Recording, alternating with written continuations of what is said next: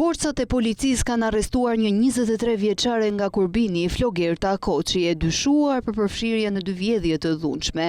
Ajo akuzohet për vjedhjet e kryer në bashkëpunim me Emilian Nikolin, një 29 vjeçar i cili është shpallur në kërkim.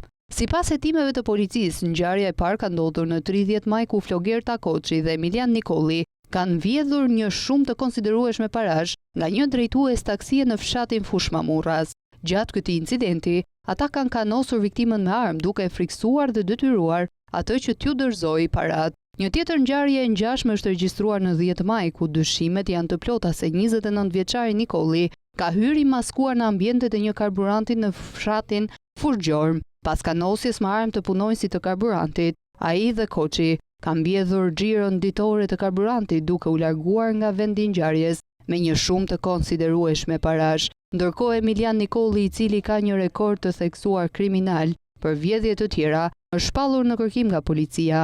Autoritetet janë angazhuar për kapjen e tij dhe sjelljen para drejtësisë. Përveç kësaj, materialet procedurale lidhur me këto ngjarje janë referuar në prokurorinë e Lezhës, ku janë regjistruar hetime për veprën penale, vjedhja me dhunë dhe vjedhja të kryera në bashkëpunim. Policia po vazhdon hetimet për të zbuluar më shumë detaje mbi aktivitetet kriminale të dy të dyshuarve dhe për të identifikuar të tjera mundësi që ata të mund të kenë pasur për të kryer vjedhje të tjera në këtë zonë.